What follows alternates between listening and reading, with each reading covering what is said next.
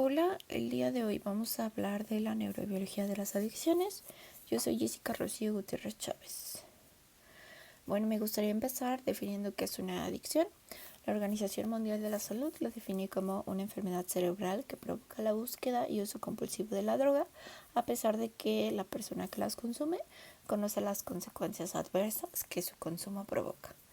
Tenemos al DSM en su versión 5 por la Asociación Mexicana de Psiquiatría, que nos muestra los distintos criterios diagnósticos para clasificar un trastorno de abuso de sustancias. No vamos a andar mucho en ellos, pero bueno, aquí están y es importante que se conozcan para su identificación. Bueno, a grandes rasgos hablaremos de la neurobiología, de cómo se da la adicción. Sin embargo, es importante que cada sustancia de abuso tiene algunos mecanismos distintos de acción en cuanto a la neurotransmisión, pero el ciclo que provoca la adicción, esta búsqueda, es la misma, y pues básicamente es hablar del sistema de recompensa cerebral. Todas estas drogas nos van a llevar a que tengamos un placer inicial y que esto posteriormente motive a la repetición. El sistema de recompensa es un sistema mediado principalmente por dopamina. Todas sus vías son dopaminérgicas, si bien actúan otros neurotransmisores en el inter. De la principal sustancia es la dopamina.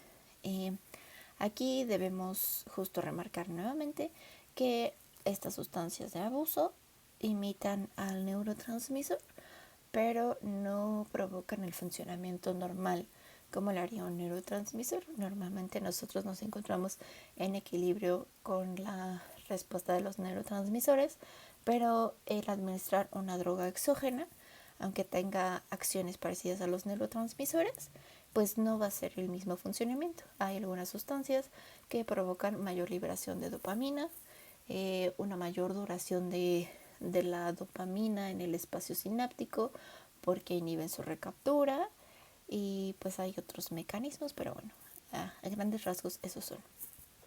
Todo esto va a hacer que el consumo crónico nos lleve a una alteración de la comunicación neural y pues va a haber daño a largo plazo.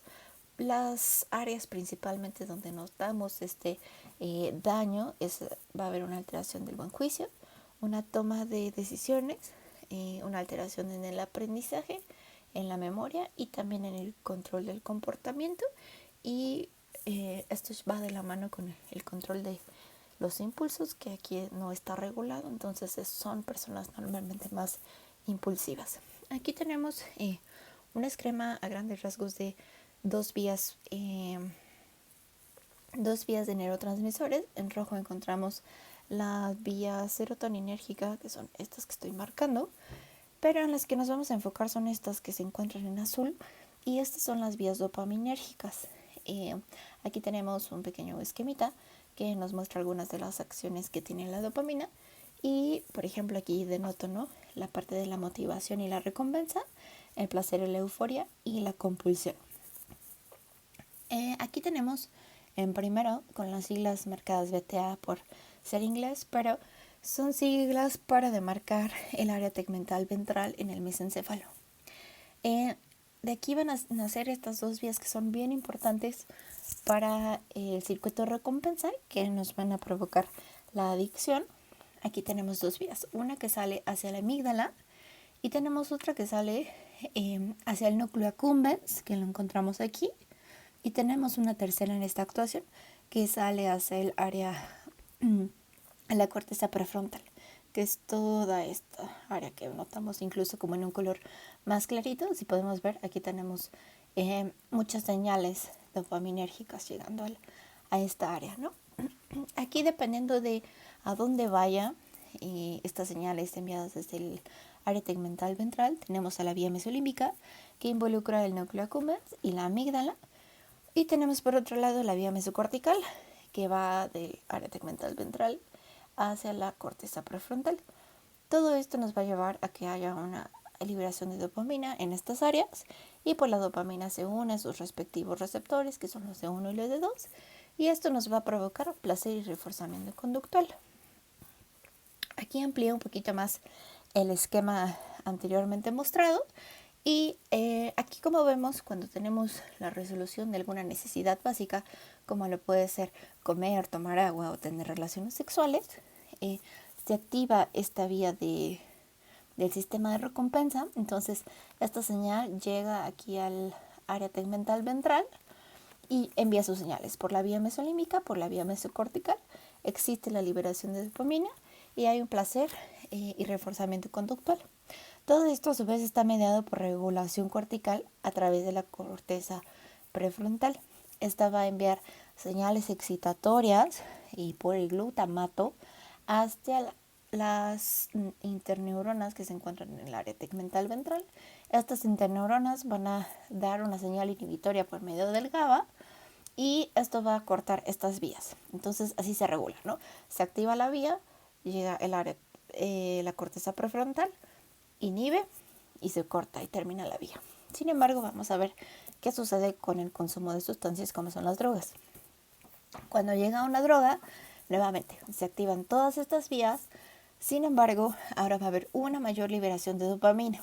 Es incluso excesiva esta liberación de dopamina. Y esto nos va a provocar todavía más placer y por lo tanto también un mayor refuerzo conductual. Esto tiene consecuencias obviamente a largo plazo. En la corteza prefrontal vamos a tener una disminución del metabolismo de la glucosa, sobre todo en el área orbitofrontal, y nos va a llevar a una disfunción de la corteza. Vamos a tener también que cuando no existe el consumo de droga, va a haber una reducción en la liberación de dopamina. Y entonces tenemos normalmente una liberación de dopamina cuando estamos en la vida cotidiana, pero esta se va a ir reduciendo porque como se libera mucha durante el consumo, ya estos estímulos normales no son suficientes para su liberación.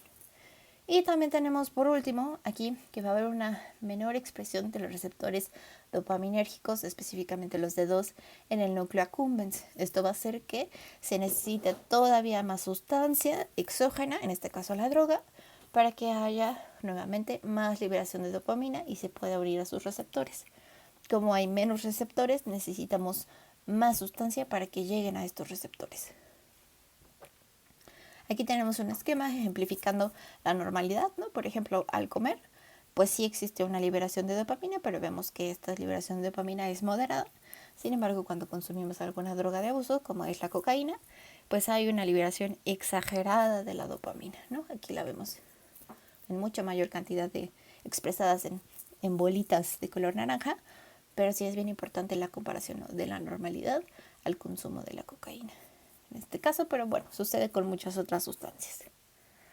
Hay 3 áreas que vale la pena como hacer mucho énfasis en ellas, porque si bien ya las mencioné ahorita en el esquemita, es importante que sepamos que cada una tiene distintas funciones y que estas nos van a retroalimentar este mismo ciclo de abuso de sustancias, ¿no? Tenemos entre ellas los ganglios basales. En estos ganglios basales está compuesto por distintas zonas, pero entre ellas se encuentra el núcleo accumbens, que ya lo mencioné en el esquema pasado. Entonces, estos ganglios basales, entre muchas otras cosas más, se encargan de las formas positivas de la motivación, de la formación de hábito y de la formación de rutinas.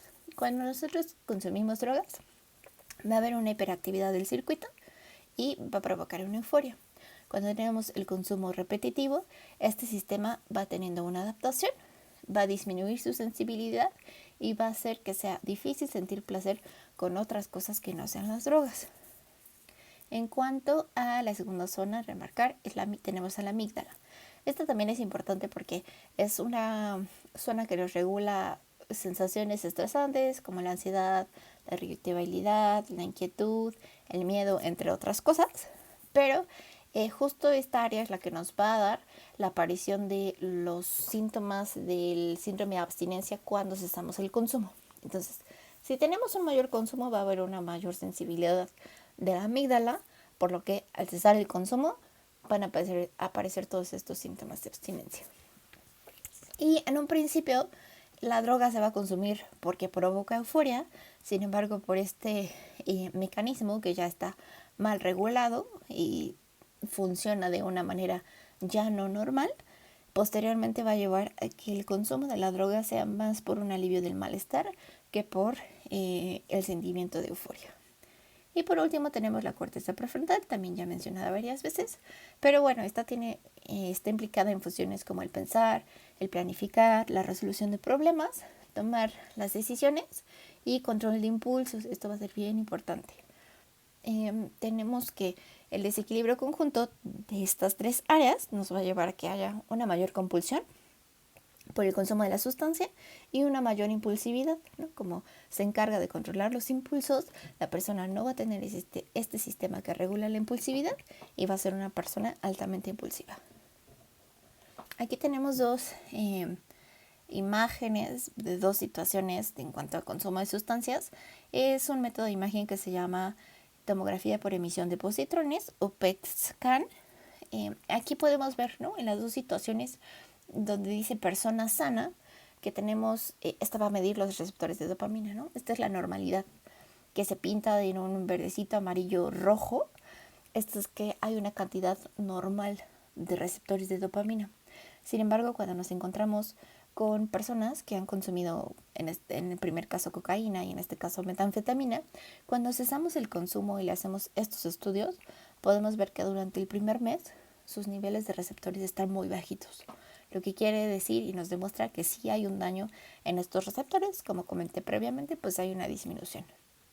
Después de cierto tiempo empieza a haber como una rehabilitación, incluso que se vuelven a formar un poquito los receptores. Aquí vemos ya un poquito más de color naranjita y aquí un poco más de color rojo, que nos demarca la presencia de los receptores, pero pues fíjense los tiempos que tardan en regenerarse estos receptores.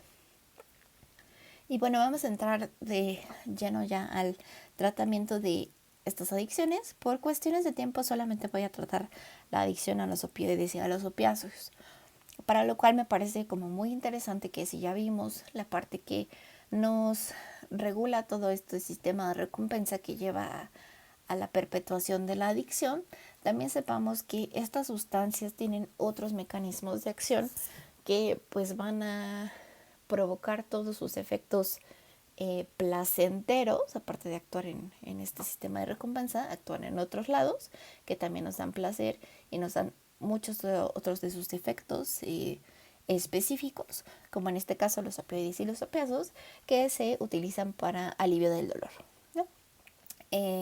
Pues vienen principalmente del opio, como su nombre lo dice, y de ahí pues se han derivado la morfina, la codeína, el fentanilo, ¿no? Actúan principalmente en sistema nervioso central, pero tenemos muchos receptores de opiáceos en otros tejidos del cuerpo. Son sustancias altamente adictivas y pues su sobreuso y su sobredosis nos puede causar desde depresión respiratoria hasta la muerte en los peores casos. Tenemos dos nombres y ustedes preguntarán por qué. Es principalmente por el origen de estos dos. Cuando el origen es natural, o sea, todos los derivados del opio, se les llama opioides. Entre ellos encontramos la heroína, la morfina y la codeína. Cuando su síntesis, cuando su producción se hace de manera sintética, les llamamos opiáceos. Entre ellos encontramos la metadona, el fentanilo, que es muy sonado últimamente. Todas estas sustancias tienen afinidad por receptores opiáceos que tenemos nosotros en sistema nervioso central y otras regiones, en los cuales actúan normalmente las endorfinas, ¿no?, que son este neurotransmisor que tenemos nosotros normalmente y que son parecidos a estos opioides. Entonces, esos opioides llegan a sus receptores y es como actúan. Lo que va a provocar es básicamente una hiperpolarización de la neurona y va a suprimir descargas espontáneas y respuestas evocadas. También interfiere en el transporte de los iones de calcio en la membrana presináptica, entonces esto va a hacer que se inhiba la liberación de los neurotransmisores, como ya lo sabemos. En su mecanismo de analgesia, como ya comenté, actúa en los distintos receptores opioides. Entre los más importantes que tenemos presinápticos y postsinápticos están los mu, los kappa y los delta.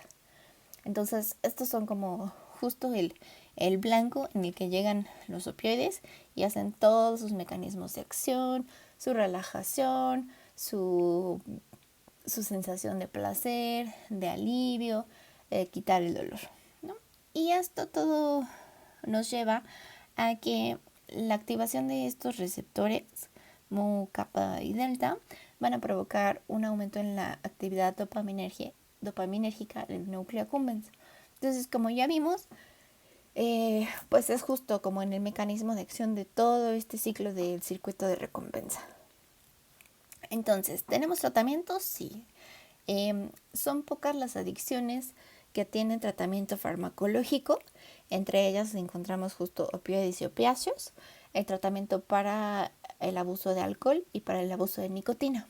Esto nos deja que tengamos muchas drogas sin tratamiento farmacológico y solo nos basemos como en terapias como los 12 pasos, que no llevan un tratamiento farmacológico porque no se ha explorado efectos adversos, entre otras razones. Por cuestión de tiempo, igual nos enfocaremos nada más al tratamiento de los opioides. Entonces, para tratar la adicción a los opioides, vamos a utilizar opioides. Yo sé que suena como un poco contradictorio, pero ahorita les explico un poquito por qué. Tenemos dos tipos de tratamiento. Los que son agonistas de los receptores de los opioides, esto es que imitan la función, y tenemos los antagonistas de los receptores de opioides, esto es que se unen al receptor pero inhiben la función. Entonces, tenemos entre los agonistas de los opioides la metadona y la buprenorfina. Lo que van a hacer principalmente estos dos es que van a suprimir el craving, que es como esta sensación de antojo y de tener que consumir para saciarse, y van a controlar también los síntomas de abstinencia. Como se unen a los mismos receptores, esto va a hacer que físicamente sí haya una dependencia a la droga. Entonces hay que estar administrando constantemente la metadona o la buprenorfina. Son tratamientos a largo plazo, pero no va a existir este patrón de los problemas de comportamiento que están asociados a la adicción.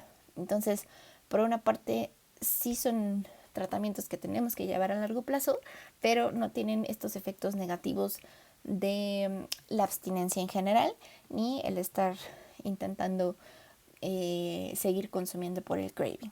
Entonces la metadona es un agonista opioide de acción larga, entonces su efecto es más o menos de 24 horas, lo cual es muy beneficioso porque podríamos administrar inclusive una sola vez al día. Se une a los receptores tipo Mu, como ya les comenté, reduce el craving, lo reduce y lo previene, y también ayuda con los síntomas de abstinencia, y también va a reducir los efectos de la euforia, ¿no? En todo caso de que se consuma otro opioide. En el caso de la buprenorfina, tenemos un agonista que es un agonista parcial, pero tiene alta afinidad por los receptores Mu. Entonces, esta característica que tiene es una gran ventaja porque va a llegar la buprenorfina y nos va a decir, quítate que ahí te voy. Y entonces va a desplazar a los agonistas opioides que ya estén ahí, y que se despegue la buprenorfina del receptor va a ser difícil.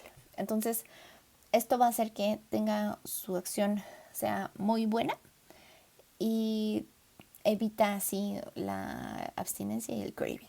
Ahora vámonos al otro caso del antagonista de los opioides. Esta nos ayuda más que para el craving y la abstinencia. Este está más enfocado a la parte de la dependencia. Entonces previene la intoxicación de los opiáceos y opioides. Y no sé si incluso han escuchado como en programas de televisión que para el tratamiento agudo de alguna sobredosis se puede utilizar naloxona, ¿no? Y bueno, es bueno este tratamiento porque al tratar la dependencia pues refuerza el mantenimiento de la abstinencia. Al ser un antagonista opioide, este va a bloquear los receptores de los opioides, entonces bloquea la acción, evita los efectos de la recompensa como son la euforia, y es importante denotar que puede causar síntomas de abstinencia cuando el paciente no ha tenido un rato sin consumo y se aplica luego tras el consumo. Puede provocar abstinencia rápidamente, lo cual nos puede llevar al empeoramiento del paciente. Es importante que no están peleados la parte de usar un agonista y usar un antagonista. En realidad hay combinaciones como son buprenorfina y naloxona, y justamente como son para puntos distintos de la adicción, ¿no? Por eso nos sirve la combinación. No están peleados y es importante que se sepa que podemos utilizar los dos. Tenemos a los tratamientos no farmacológicos. Estos son muy importantes porque en realidad son la base de toda la interacción que tiene el paciente con el medio ambiente, y en el caso de las adicciones que no tiene tratamiento farmacológico, pues es la base de su tratamiento. Estas son terapias encaminadas a la modificación conductual. Tenemos la terapia cognitivo-conductual. Esta nos va a ayudar a reconocer, evitar y hacer frente a las situaciones en las que se encuentra el paciente y que nos hace que sea más probable que aumenten su consumo. Va a ayudarnos también al control de contingencias. Entonces esto va a hacer que al controlar estas disminuya igual la probabilidad de consumo. Tenemos la terapia de estimulación motivacional. Esto va encaminado a reforzar estas pequeñas esperanzas que mueven al paciente a seguir en su recuperación y evitar nuevamente el consumo. Tenemos los famosos 12 pasos, que no solamente existen para el alcoholismo, sino también tenemos en Narcóticos Anónimos.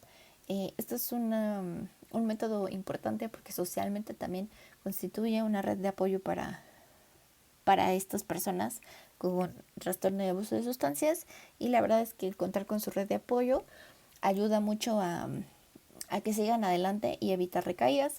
Y por último tenemos terapias familiares. Las terapias familiares pues nos ayudan porque es el ambiente nuclear del paciente la mayoría de las veces, el ayudarnos a identificar qué situaciones pueden disparar el consumo de los pacientes. Puede ayudar a que su modificación disminuya estas situaciones, puede reestructurar a la familia y tener un mejor resultado. Por el día de hoy eso es todo. Aquí les dejo mis referencias por si tienen alguna duda. Y pues eso es todo. Gracias.